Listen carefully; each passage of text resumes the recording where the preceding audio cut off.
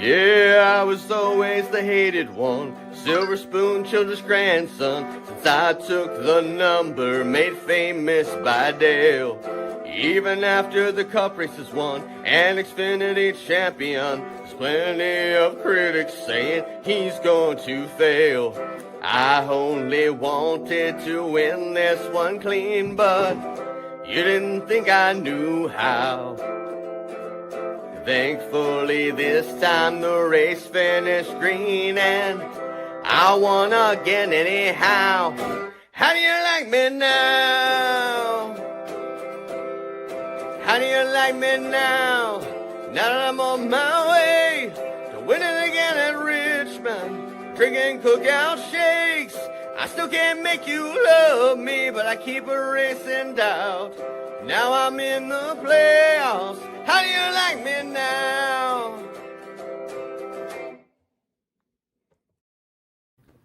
What is going on, ladies and gentlemen? It's another edition of the Front Stretch Happy Hour program presented by Billy's Tequila. What is better than a happy hour? It is a happy hour that shows up at your door. Yep. You can order Billy's Tequila at billystequila.com and it comes straight to you. No additives, small batch, all flavors, zero fake stuff. Life is a race, but the celebration, well, that is easy. So try Billy's Tequila. Celebrate the race of life. Once again, at billystequila.com. We got a very special group with you guys on this evening's program. The regulars, Mr. Michael Massie, Dalton Hopkins. Gentlemen, how are you doing this evening?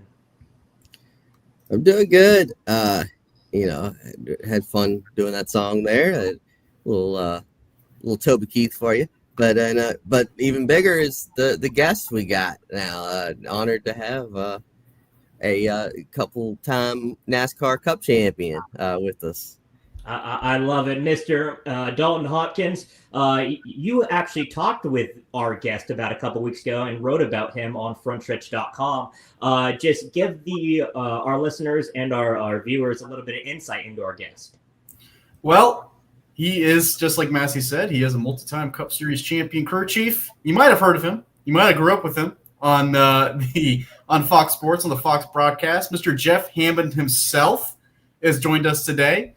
He is currently doing some part-time crew chiefing in the Truck Series for Freedom Racing and the Spencer Boyd team, and he has been phenomenal. I love talking to him. We wrote an article about him, released that interview on the Bring in the Heat podcast a few weeks ago, so you can go check that out. But Jeff, it's an honor to have you on today. How you doing right now?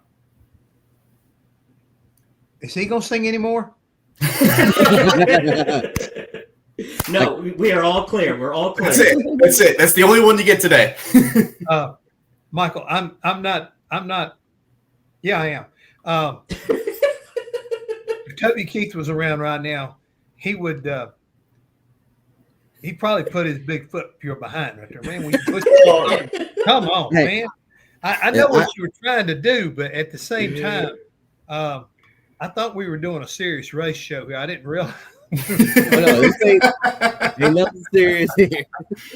Ain't nothing serious with Michael I gotta Massie. pick on you a little bit. I gotta pick on you a little bit. And I would be honored. I would be doing the same thing because I've heard him sing, and anytime I get an opportunity to not hear him sing, I'm happier.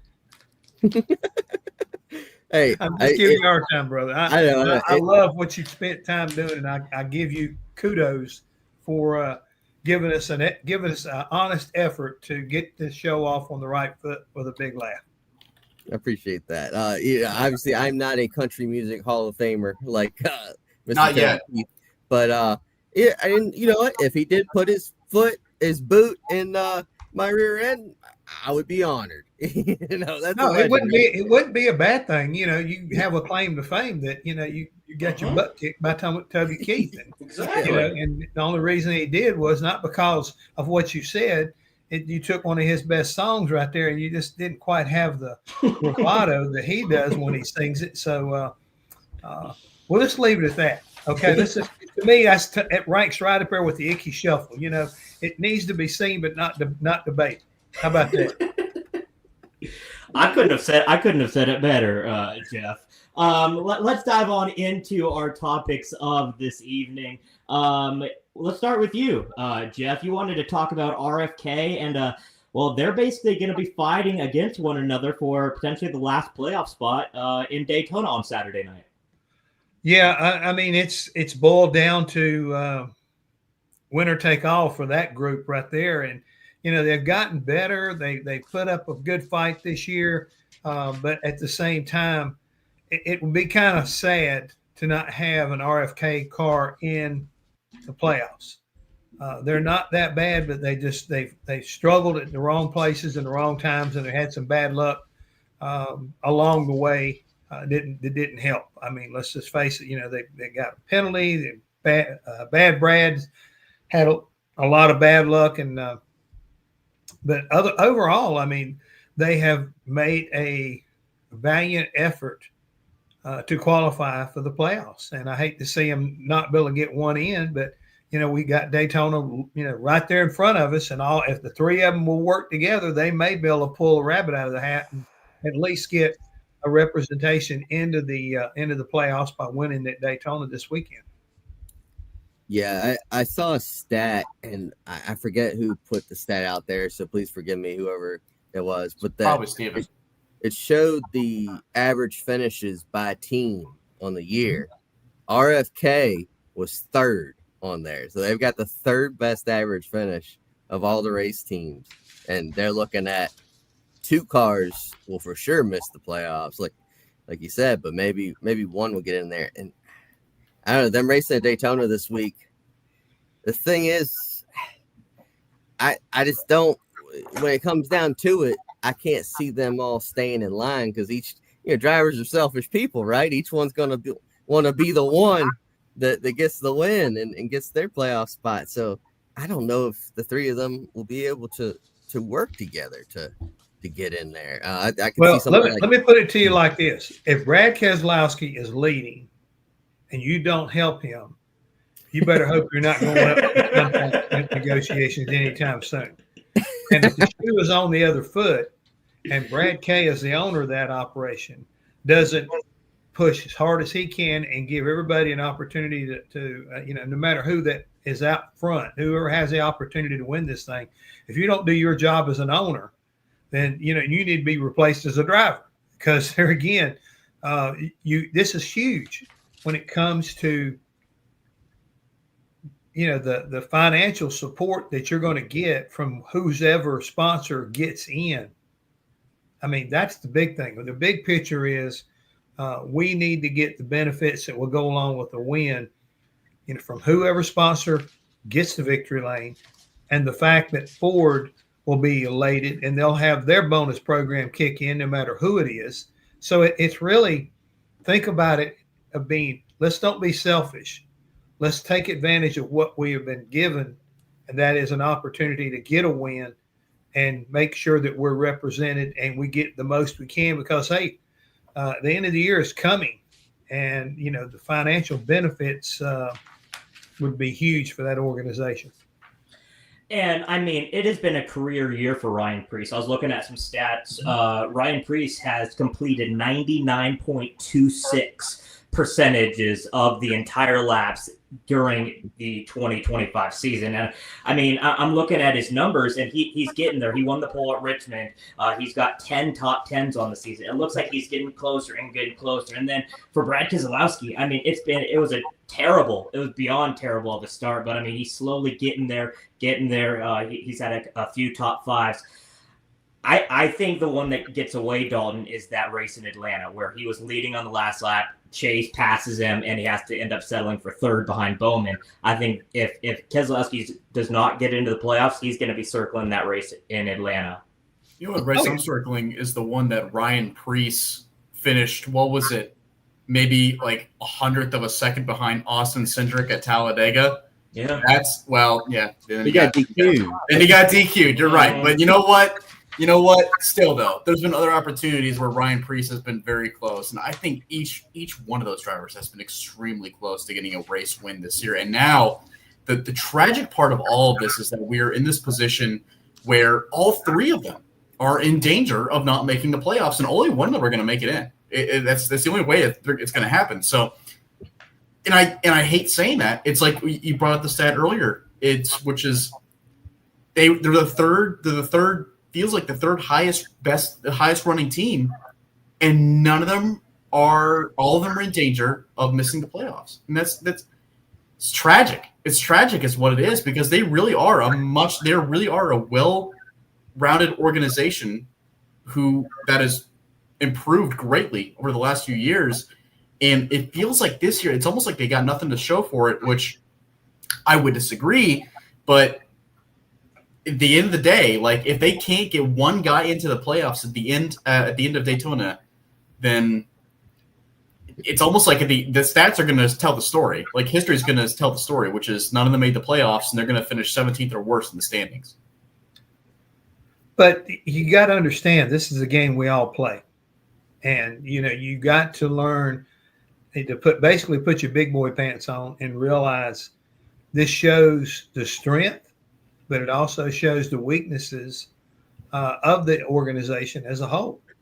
I mean, as good as they have, as you can take Ryan Priest's number and compare with the performance that he was able to put down this year, you hate to say it, but close, but no cigar. Mm-hmm. And that's just what racing is all about. I mean, it's one race, one mistake. I mean, we may see 4 of the best teams roll into Phoenix, and somebody with the worst record could wind up winning it because the other 3 don't perform that final race.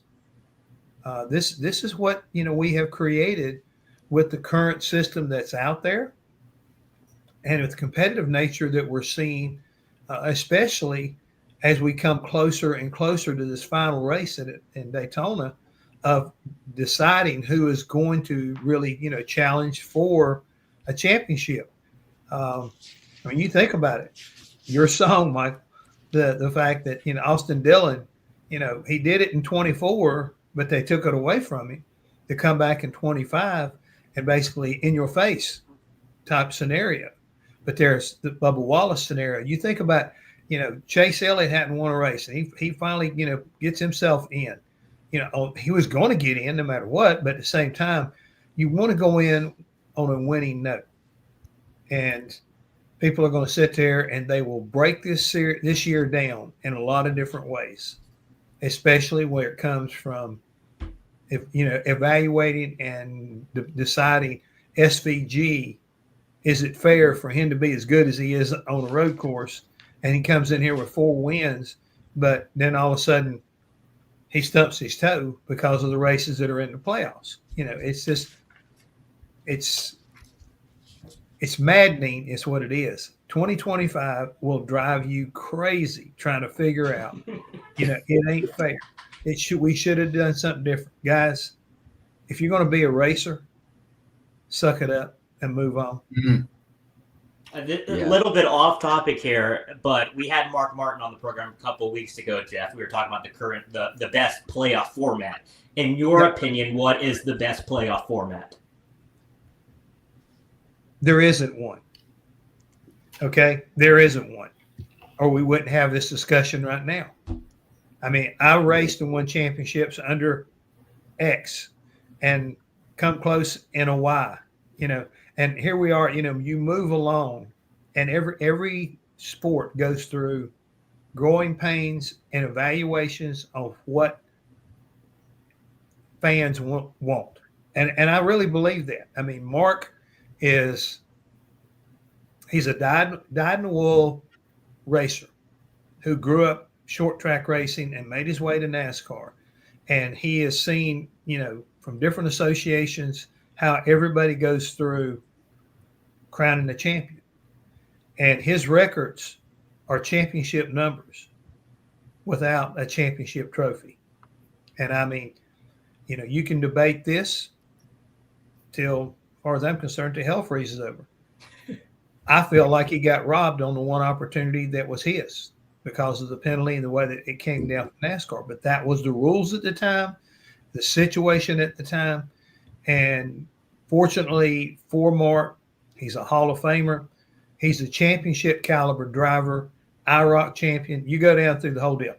He is just one of the unfortunate drivers to find himself on the short end of the stick and at the most inopportune time. And there's nothing we can do about it. And it will be nothing we can do about it if we change this formula and the way we decide to come up and crown a champion the next time somebody convinces somebody at NASCAR. We need to change this. We'll be right back here in several years, possibly doing this podcast saying, well, what would you do to it this time? The last time it didn't work. I'm waiting. I'm waiting for an answer because it doesn't exist. We'll never come up with a perfect scenario. There will always be a what if. We tried what 10 or 12, and then we went to 14. Now we're at 16. We keep adding, we keep mixing, we keep matching, we change. Think about it. This ain't our first try. Mm-hmm. So where is it? I mean, is it more wins? Is it what's going to make everybody happy? Yeah, it ain't gonna happen. I don't think you're ever gonna see a perfect scenario. I don't. Well, I do want to ask you along those same lines, Jeff. 1981, 1982, DW wins 12 times each year. How would you have felt at the end of the year if you stubbed your toe the last race and didn't get the championship those 12-win seasons? Well, let me go on to 1985 and look at it a different way. We beat a guy who beat us on the racetrack and beat us on numbers, but did not beat us in the point system. We had 3 wins. He had a dozen. Okay. So we did our jobs more efficiently, almost like the Ryan Preece deal. Bill got more wins, but we got the points. Yeah. It wasn't a money deal because he'd have won hands down there also. But we beat him on points, and that was more consistency over the long haul. To your point of your question originally, how it would made me feel? It would make me feel like a loser. Because, we knew that it came down to the first year beating Bobby Allison. We had to beat him. Just had to not let him outpoint us that particular day. We needed to finish the race. More pressure than I think we've ever had all year long. Because, again, we were very, very strong and getting stronger each and every day, but we could still have blown an engine, done a lot of different things wrong at that last race in Riverside, and all would have been lost. Same thing in 82. We rolled in there. I remember we put our race engine in, and for whatever reason, the engine was building pressure and forcing oil out of the overflow tank. From the oil overflow tank, it was pushing oil out, and engine ran perfect, but it was creating some kind of crank pressure that we had not seen all year long. And I never will forget, Dick Beatty came over to myself and said, Jeff, I know you've been fighting this problem. I see it. I can see you guys cleaning it and this, that, and the other. I said, I'm just going to tell you right now, I don't care what you've got to do, but I'll be looking at the back end of this race car, which was white at the time. And he said, if I see it go black, I'm going to black flag you. He said, I don't care what you do to keep that from happening. Well, when he told me, I don't care what you can do, he gave me carte blanche. Open the gates. Put the speedy drive down into where the fuel cell area was so that if it blew oil out, that speedy drive would suck it up. I taped all the holes up, siliconed them up, put rags wherever I could put rags. So where, we blew oil out, but you never saw it on the back end of that race car. So, I mean, you do what you have to do. And in the end, you got to have some lady luck to go with it. We had Bill, where we needed him in 85, but we had the same scenario. We had to just stay ahead of him. We had a point lead, and we had to do what we could to make sure that we didn't stump our toe. We'd be champions. So I felt for those boys because they had such a great year, winning $1 million bill, blah, blah, blah. But, eventually he got his championship. And this is where, once again, racing was smiled on him that particular day, and he was able to win a championship. Not the most dominant car, but at the same time, enough to get the championship done. You mentioned, last thing here before we move on to our next topic here, Jeff, you mentioned about the freedom to experiment then and everything. Just how tough is it now for these guys, because it's all like a spec car with all the equipment coming from NASCAR. Just how tough is it nowadays to experiment? Laser rather than, inspections. yeah, exactly. Rather than back in like 1980s. Well, again, as we move through the generations of cars and what defines a NASCAR stock car today, most of the crews, they understand what they need to do and what their responsibilities are. Everything that we see and what we evaluate and what we watch are all predicated and based off of current, rules and regulations and build codes. We didn't have that back then. We were given a very, I would call it, thin rule book. And, we were able to do things that outside of that rule book, as long as you didn't cross that line, you were okay. And the same thing here today. It's such a more of a narrow line than what we were having to deal with back then. So, as I said about the point system, the way we have now come up and arrived at what we call the current car that they're racing, we all are adhering to the same issues, because you mentioned what happened with the RFK car at Talladega being too low and being DQ'd. So it's an ongoing battle, and we're always going to be questioning the rules, the regulations, and/or they got caught cheating. Maybe they had a problem of when you're cheating. I think you're cheating whenever you got left side tires on the car and a big engine like Richard Petty had at Charlotte when he beat us. That's, to me, is cheating. When you are off by 1/1000th or 2/1000ths of a degree or an inch, it's hard for me to say, boy, he got a huge advantage on somebody. But he didn't adhere to the rule. So it's interpretation. There is a rule, but sometimes it's a rule interpretation, and today is closer than it's ever been. That Petty one still grinds your gears.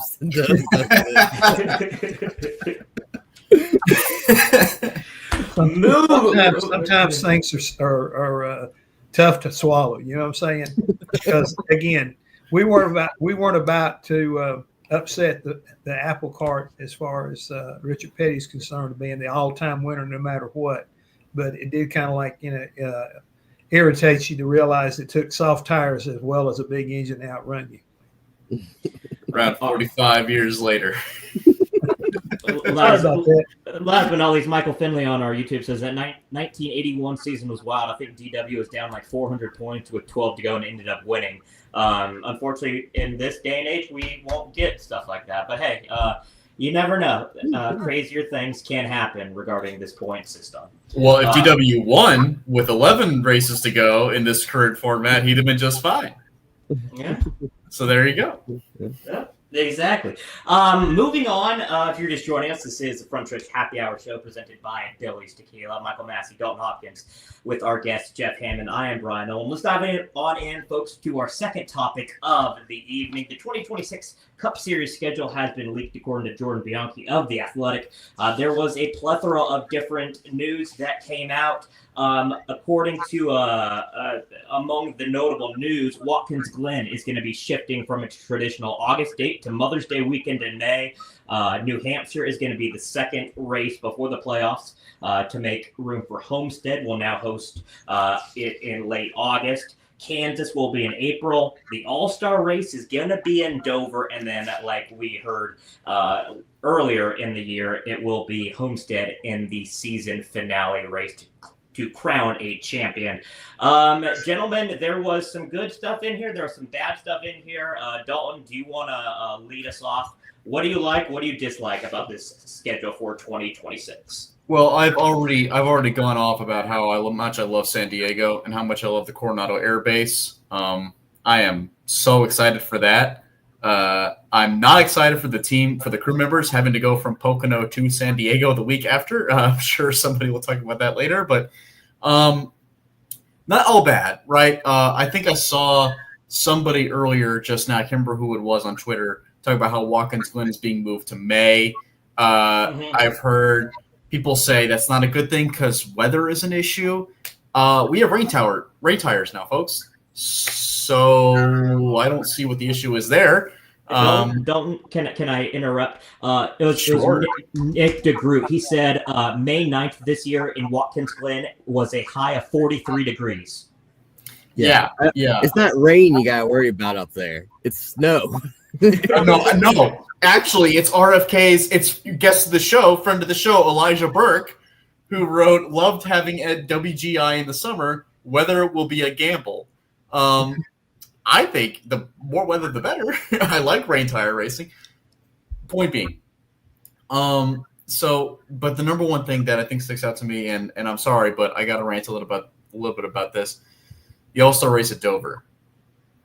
I don't agree with that at all. I think that's kind of I think the North Wilkesboro All-Star race is working super well. I understand the need to have a points race at North Wilkesboro. I respect that. I really do. But if you're going to move a different track into and demote it down to the All-Star level, I don't know if Dover was it. I think Dover has done a fantastic job, mostly getting a great turnout for the crowd. It's very obvious that the Northeast fans up there really care about the sport. They really want to show up, and they really want to support the track that used to have 2 dates and now only has one. And not to mention, it's a unique track. I feel like that's a track that should be on the points schedule because it's concrete 1 mile. It's kind of interesting. It's got banking wherever on the entire surface. There's no flat part of the entire surface, so it's a unique racing track. And I think we are robbing it of a legitimate points race, especially with the fact that it can't be a night race because Dover doesn't have lights. So now we're going to have a day All-Star race. So I don't know how I feel about that. I feel like the All-Star race should always be at night ever since the One Hot Night in 1992. Yeah. So I don't know how I feel about that one. I think that's kind of silly. I love the fact that North Wilkesboro is going to have a points race. That's fine. Great. All more power to them. The fact that we've gone from that track being overgrown, dilapidated, 3-4 years ago, to now being an actual legitimate points-paying cup race. That's amazing.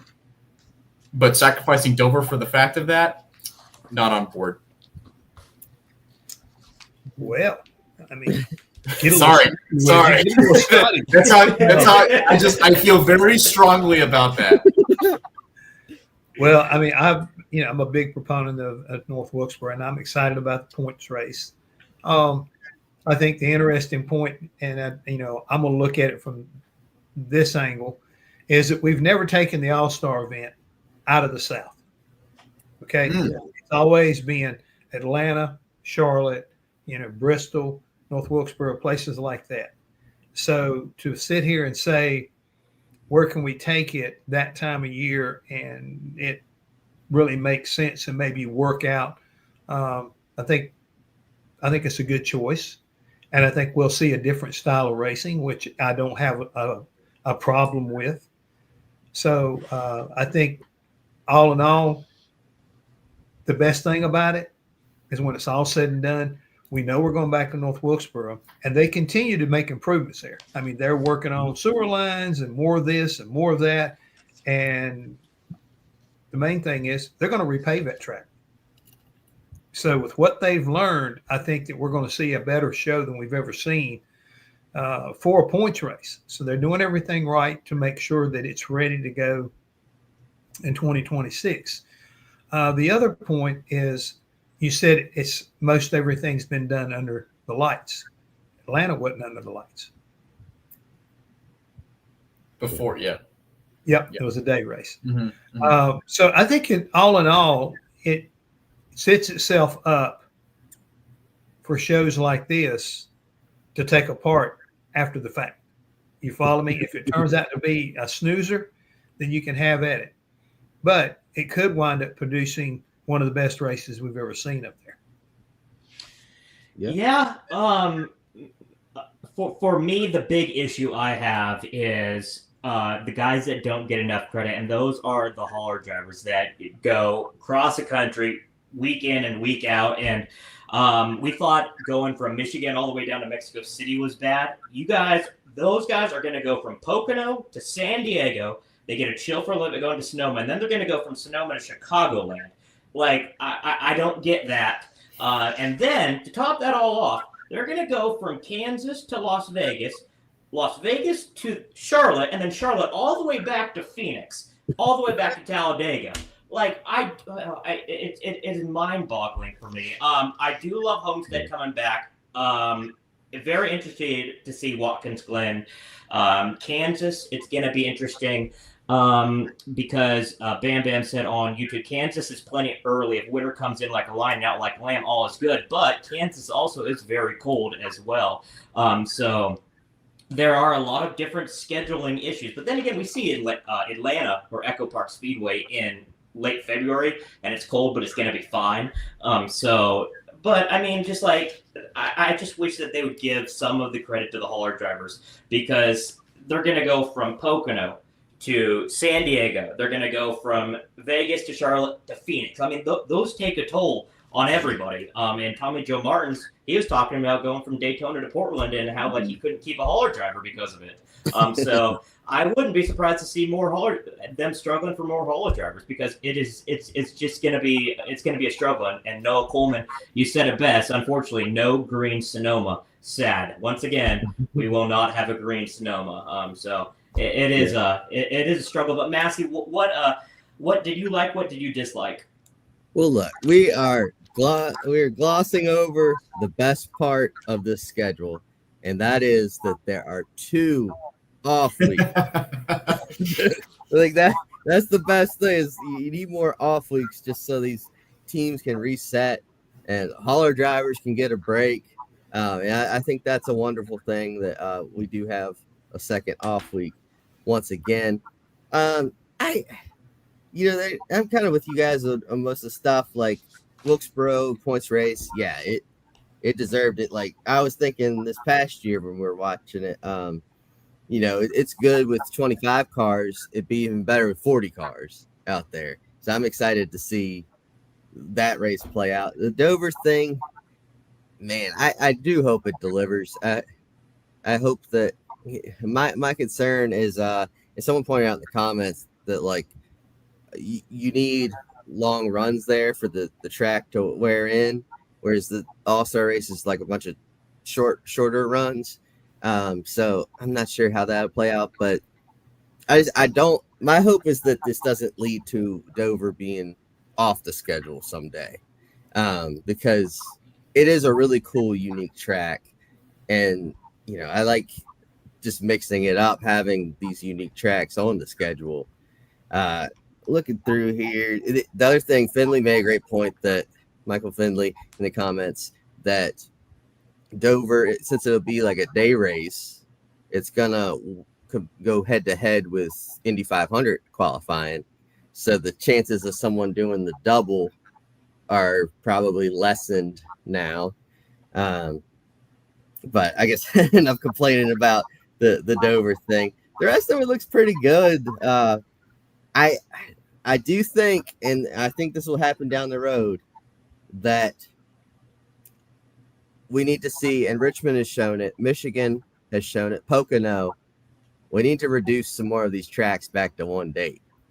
Kansas, Vegas, Phoenix, I think maybe some more in there. They should go back to one date, and then we could go to other places, and we'll have bigger crowds at those races. I know Kansas hasn't had the best attendance. Vegas is kind of hit or miss on attendance. So, yeah, Kansas is the best track on the schedule. It is, and this car does race better in the cold, so the earlier date could benefit Kansas.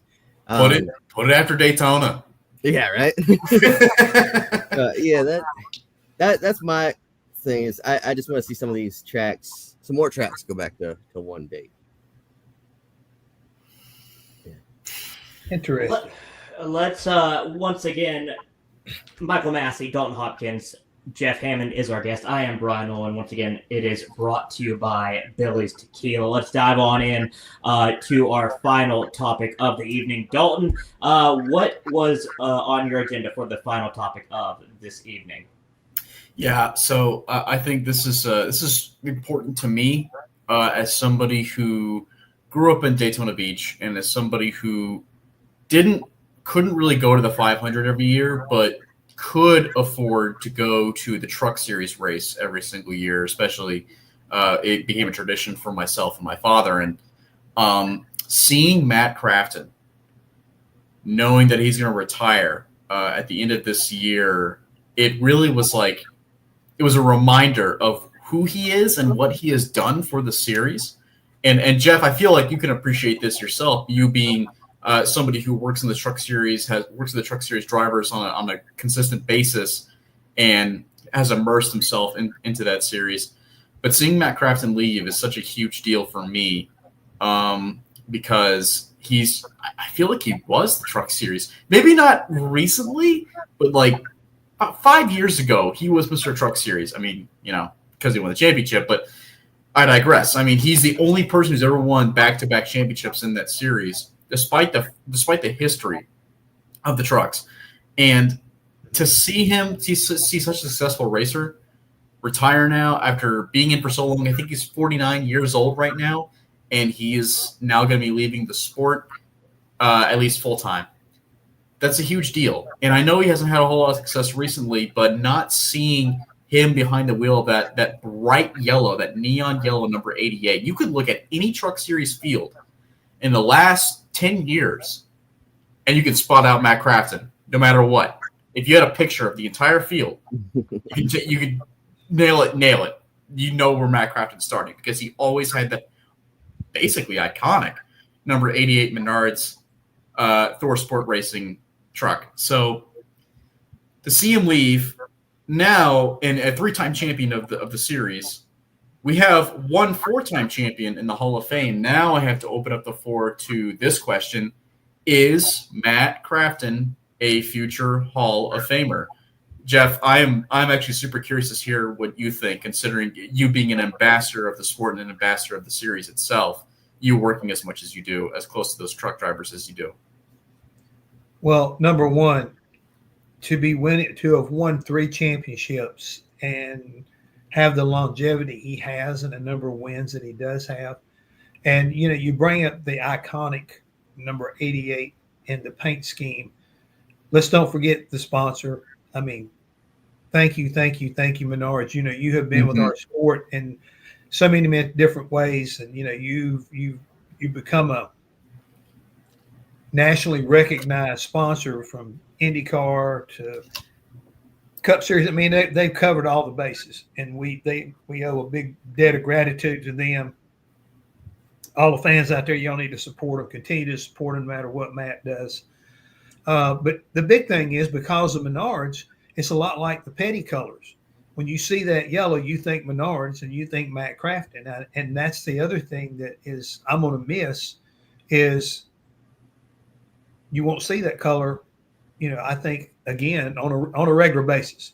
Otherwise, you see it every time you see a truck race. You will definitely see that yellow truck out there. Very few times do they not run that sponsorship and those colors to say thank you to Menards. Matt is a shoe-in for the Hall of Fame. It's just a matter how long it takes for him to get on the ballot and to get the nod, like Hornaday did. There are several drivers, including Todd Bodine, Mike Skinner. I mean, you go down the list. There's a lot of talented guys that came through this Truck Series that have done a great job of establishing and making the Truck Series as great as it is today. And Matt should be pretty quick once he says, I'm done. I don't know what his plans are, because, again, that does affect and sway the voting board, nominating board, I should say. If he comes back and runs a handful of races, for a couple of years, that may slow that process down. But he'll get in. And we'll miss him for that reason. He's like I say, he's a great ambassador. He's been one of the guys you could always count on to put on a good show, and like I say, he'll be missed. He really will be. Yeah, I don't know the Truck Series without Matt Crafton. I've never actually seen a truck race without him because he's been in And the Massey saying that's really saying something. But yeah, the Menard scheme, you guys have said it all with that. NASCAR as a whole, where would it be without Menards? I don't think it.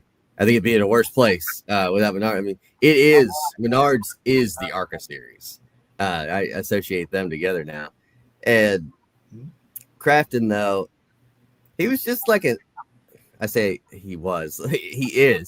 He's still around. But he's just an interesting character, always a fiery, passionate person, and it just feels like an old school racer to me. That's what. Careful when you use the word "old" together with racer. It's okay. It's Massey's old too. So. Yeah, but yeah. Okay.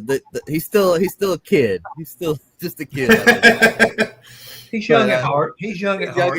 He's young at heart. Yeah, that's like that. Way to put it.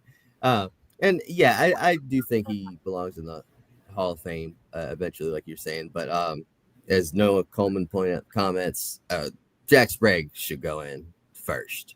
I think, and you mentioned him, Jeff, Ty Bodine as well, Mike Skinner, those guys that were like the pioneers of the Truck Series. I think before we start talking about Matt Crafton in there, I think we got to get some of those guys that helped get that series off the ground in the Hall of Fame first. But they get in. I think there's no question you should put Crafton in right there alongside him. But yeah, it'll be interesting to see, how the season closes. I hope to see him, get up there, be competitive, at least a couple more times, and hoping to see some tributes and stuff as we close out the year. But Matt Crafton, he will be missed. I guess now I'm trying to think without him who the elder statesman would be in trucks. Maybe Enfinger. I don't know. Ben Rhodes. Ben Rhodes. Yeah, maybe. Friesen. Yeah. There was a lot of silence there for a second. Well, I mean, I'm sitting here trying to think about, veteran drivers that, we would really, go to when you try to say that. And somebody who's a regular like Crafton was, continues to be. But, I guess Grant Enfinger would be one of the more veteran drivers at this point in time. Mm-hmm. So it'd be interesting to see, where he falls in that category.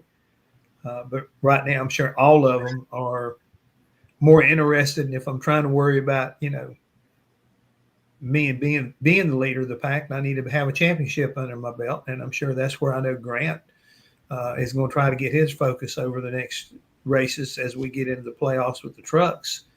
We know who was racing for a championship, and now you got to bow your neck and dig in to make sure you make the cuts each and every time so you can wind up in Phoenix to have an opportunity to win a championship. I mean, looking at his numbers, he's 6th all-time in poles. He's 11th all-time in wins. 585 starts in the Truck Series. He's going to have 592. I wouldn't be surprised to see him run about 8 more races next year just to get to that magic 600 number. But, I mean, it is like an end of an era because kind of what you guys were saying, it is when I look at the Truck Series, people come and go, but that Menards number 88 truck will always still be there. And I will say this, the Menards 88 truck is not going away. Ty Majeski is going to move from the 99 truck to the 88 truck. So it's still going to be there. Menards is still going to have a presence in the Truck Series, but it's just going to be a different driver behind the wheel. So I did find it interesting it said from full-time competition. So maybe we'll see him race a couple more races down the road. Yeah, they had that 66 truck that they put a bunch of part-time guys. I was going to say they had Johnny Sauter in that 66 truck at Daytona. I wouldn't be surprised if they they put him in that truck at Daytona next year or something, just so that maybe it's even if it's just a one-off, Yeah. Exactly. Last but not least, we actually got one more topic. I got ahead of myself. So one last topic. Massie, you covered the race at Richmond on Saturday night. And one of the big things that I noticed, and I think everybody noticed, was the tire wear and how much the racing was impacted by the tires. Let's just dive into a little bit about that. What was your initial reaction? Yeah, the tires really, I mean, the tire wear is always a thing at Richmond just because the worn out surface. But yeah, just to see all the different strategies that came from that, all the passing that came from that. I mean, it was the best Richmond race, probably a decade. And, I want to see that across the board, maybe not super speedways or, really fast tracks. But them go to, and they've been using the softer tire, but, I wonder if they could go even softer some other places like a Bristol or Martinsville or something. It seems to me, we can't do anything with the car. Right? Obviously, the cars struggle to short tracks. There's no secret. And we can't really do much with that. But the tires seem to be an avenue to make that racing better. And I think Richmond proved that point this past week. And I just gotta say, I've been critical of Goodyear with some of the tires in the past that didn't wear. Goodyear did an awesome job.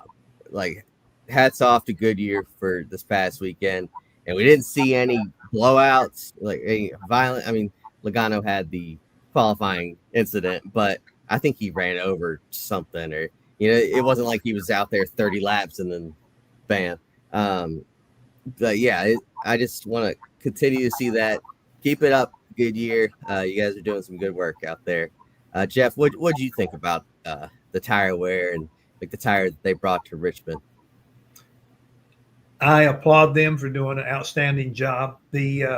Anytime you see a racetrack where you have tire fall off and the driver has to feel the car, take care of his tires, try to make, good moves and realize, that you just can't run wide open all the time.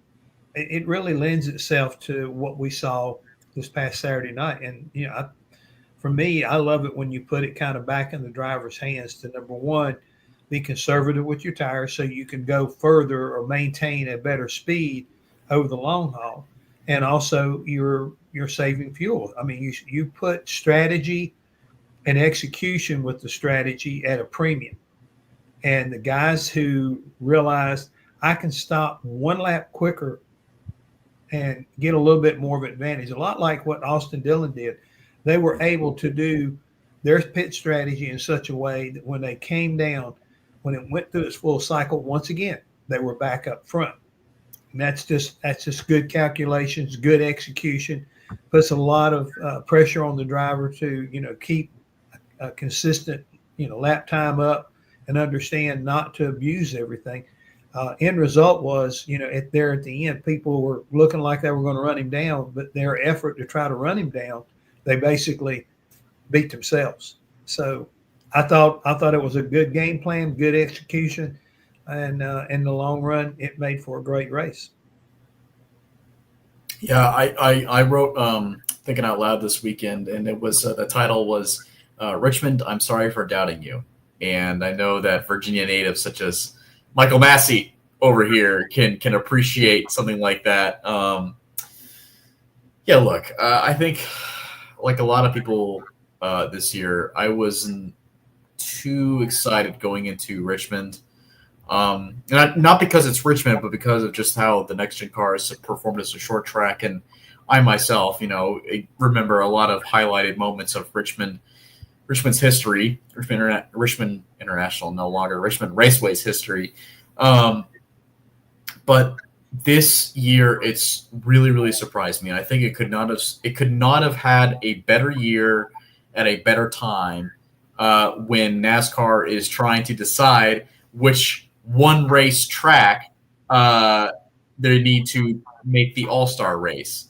and I wonder if maybe Richmond was on that table for a little bit. So I'm very happy about that. I'm very happy that they had a fantastic race this year, and the tire worked fantastic. The tire was great, and honestly, I don't understand why it's not like that at most short tracks. I feel like most short tracks should be able to wear out the tire a lot faster, kind of like what we saw at Richmond, and see those strategies play out a little bit better. I thought it was the best short track race we've had since Bristol last year, or spring Bristol last year in 2024. So it was a solid, great race, and we saw a lot of great moments where people actually were legitimately passing each other, which is, I feel like, something that we have been begging for from Richmond and most short tracks in the last 3 years, ever since the introduction of the next gen cars. So this was a great revitalization, a great reminder of what this track can do under the proper conditions when the tire works well. And it's a reminder to me of how good that short track is. And again, as I stated and thinking out loud this past weekend, I am sorry for doubting you. And and by the way, real quick, shout out to the Virginia Richmond fans. Mm-hmm. Holy cow, sold out that short track. They showed up and they said, hey, we're here. This is why we want this track to remain on the schedule no matter what, because of how much we believe in this short track. And good for them. Good for them. More power to them, because they showed up, and they showed up when there was a great race on too. Great weekend. Great weekend for NASCAR. Great weekend for the fans. Great weekend for Richmond as a whole. Guys, when was the last time we had 24 lead changes at Richmond?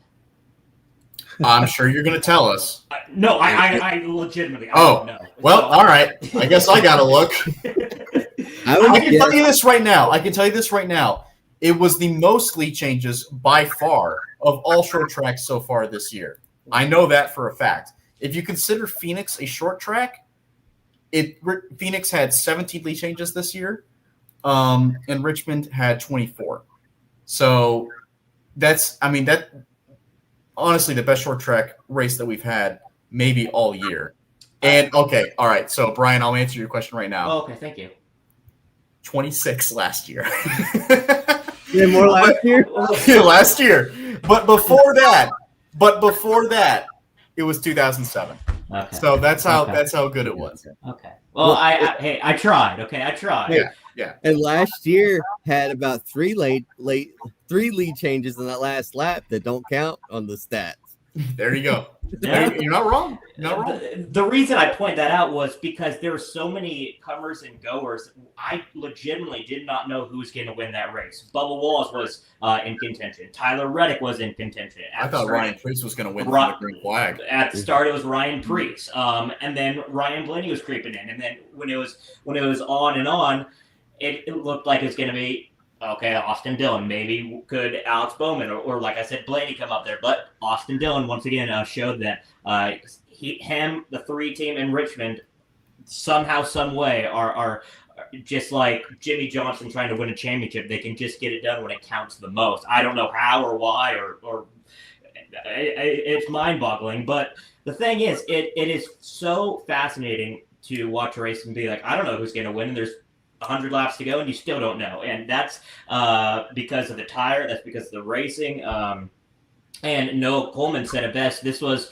no option tires. There was no option tire like they had last year, so this was just pure just movers and shakers, comers and goers. And from the TV side of things, I enjoyed it. Massie, you were there. Was it any? I know you rewatch the races like we all do when we're at the track covering it. Did it look any different on TV than it did when you were there? I think just being there. Yeah, one thing is TV can't get all the battles that, like that race. You know, it was great up front, but in the back there was some great stuff going on. And I mean, you had tempers flaring. You had Cody Ware trying to wreck John Hunter Nemechek after Nemechek had sent him spinning earlier.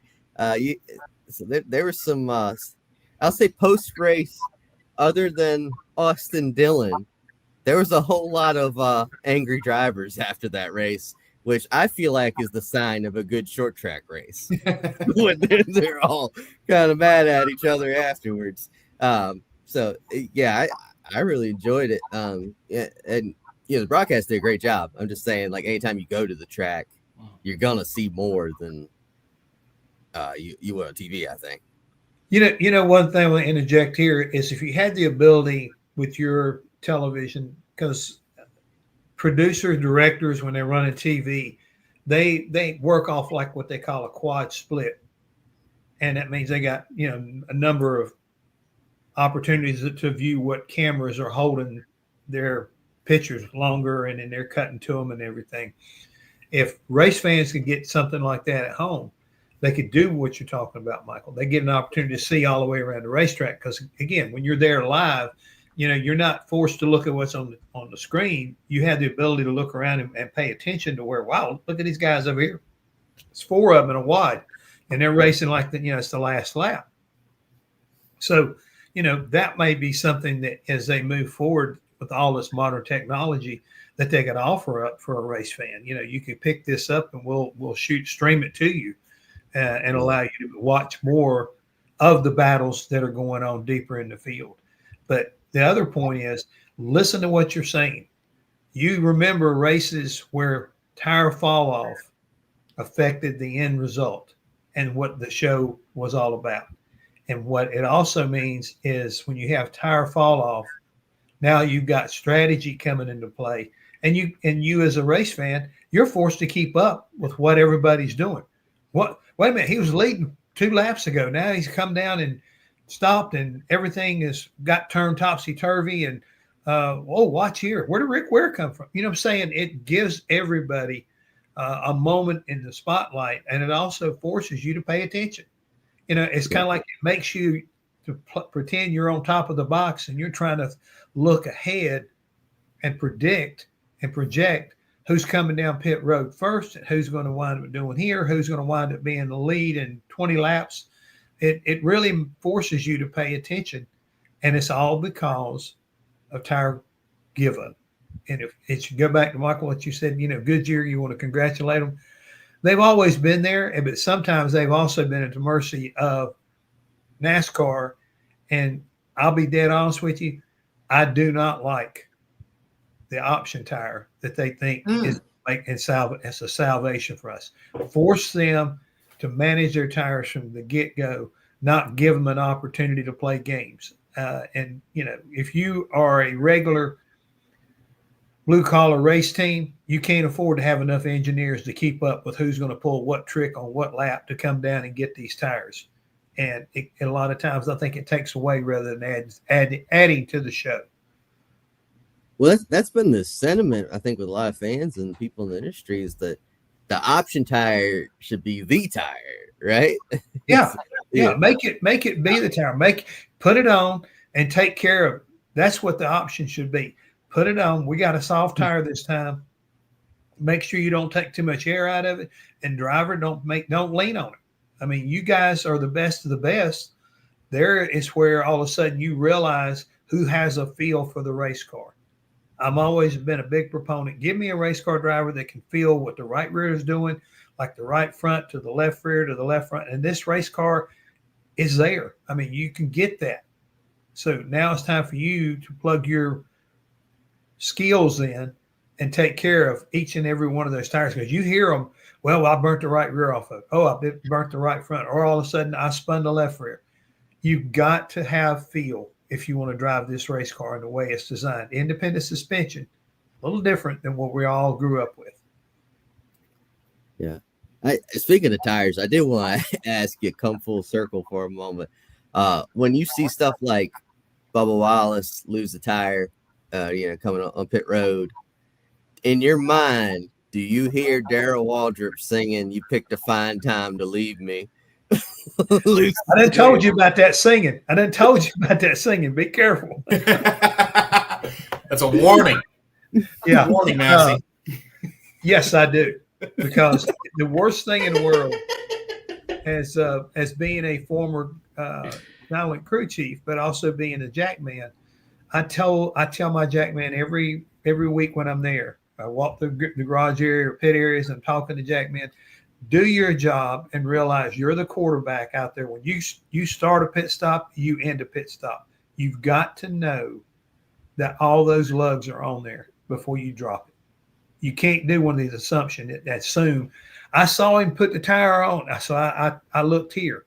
No, you've got to look one extra time to protect yourself from what happened to the 23 car the other night. I mean, they got the break of the brake of the tire rolling down behind and falling down behind them, because what would they have done then? The team that they pulled into pits there with, they couldn't give them one of their tires. That'd be illegal. So they really got a break of all breaks. It's a tire followed him down pit road and fell right there behind him and had an opportunity to put it on there. So I guarantee you it'll be showing up on a blooper reel somewhere. Yeah. Poor Chase Briscoe, though. He's probably hearing on his radio, put the tire back on. And he's like, what are you guys talking about? So James Paul's just saying stuff in the radio. He's saying random words. Yeah, exactly.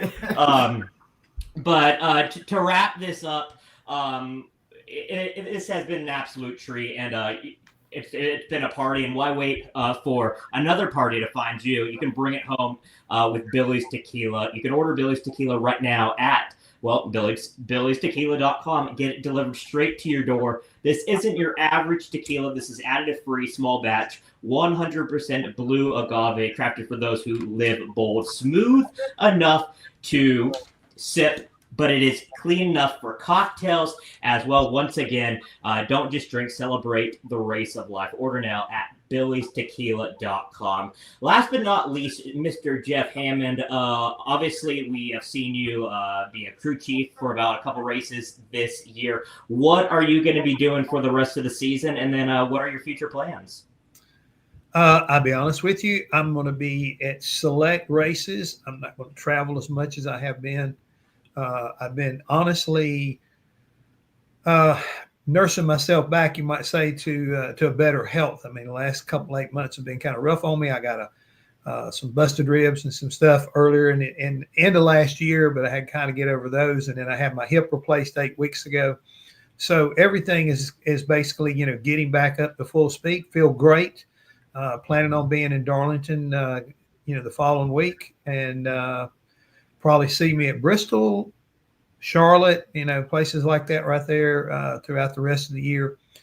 But other than that, I'm going to be on Sirius XM on Saturday morning and Sunday morning with Pat Patterson, doing what we do best, trying to set everything up for the event that weekend and having a big time of it. Because, again, things are just now getting ready to heat up, and it's going to be serious, especially starting with the truck season, truck at Darlington as they kick off their playoffs. Their media day was today, so we are approaching the final stretch. And what better way to if you're going to the race or covering the race, to turn on Sirius XM and listen to Mr. Hammond. Guys that will be going to the racetrack soon. One guy that is going this weekend is a Daytona native. That is Mr. Dalton Hopkins. What are you going to be cooking up on frontrich.com while you're at the track, Mr. Hopkins? I'll be getting a lot of content for all of you wonderful folks back home. Going to be I'll be there on Friday and Saturday. Going to be talking to some folks, talking to some PR folks, trying to get some interviews together. So stay tuned with that. But when it comes to Daytona, you'll have some great content Friday evening with not only the bullpen, but also with the Xfinity Series race, and then the Cup Series race, which is also on Saturday evening. Just a reminder to everyone who may have possibly forgotten that the Cup Series race is actually on Saturday, not Sunday this year. So keep that in mind. But yeah, it's going to be a fantastic race. I don't know if I'm doing thinking this weekend.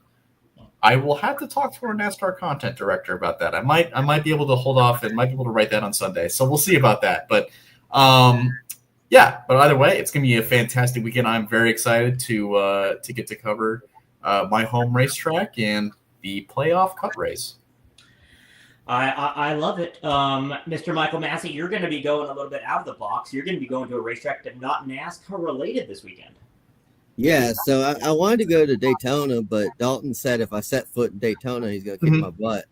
So, That wasn't me. That was the police. The police said that. Okay, they told me to tell you. There's something about handcuffs, wasn't it? And Yeah, yeah, something about disturbing the peace, and I'm like, okay, I'll let him know. I'll relay the message. it was his singing. It was his singing. 1,000%. 1,000%. Yeah, the neighbors did not appreciate that. Mm-hmm. but yeah, so I need some motorsports to get the blood pumping. So I'll be covering the IndyCar race at the Milwaukee Mile. I'm wearing a Milwaukee shirt right now to cue that up. Their championship's already decided, but there's still some guys going for wins. That's always fun to watch. So I'll be there this coming weekend. Then I'll come back to NASCAR for Darlington and Gateway. Be at those two races. And I think Dalton will be a Gateway with me too, right? I will be okay with you. Yeah. So looking forward to it. For me, I am off this weekend. I am celebrating my wife's birthday, so happy birthday to my lovely wife. And then next week, I'll be going to Portland for the NASCAR Xfinity Series, their standalone race in the Pacific Northwest. So it should be a wild time. Maybe it rains, maybe it doesn't. We'll just have to see and wait what happens. But for all the latest content, frontstretch.com, as well as our youtube.com/frontstretch. Jeff, it was an absolute pleasure. Thank you so much for coming on, and let's have you on either before the end of the season or early next season, my friend. Thank you. Appreciate you allowing me to come along and be critical of Michael's singing, but at the same time, I enjoy you guys the way you break it down, and allow me to be a part of it is always a privilege. Big thanks to all of our commenters, from Michael Finley to Luot to Noah Coleman. Yes, even you, Finley. Big thanks to our producer, Mr. Trenton Worsham. Next up on the Front Stretch Podcast Networks, we got Through the Gears with Wyatt Watson, and then Bringing the Heat with Trey Lau. For Dalton Hopkins, Mr. Michael Massie, Jeff Hammond, I am Bryan Nolen. Thank you so much for joining us. And this was another edition of the Front Stretch Happy Hour program. We'll talk with you next week here on Front Stretch.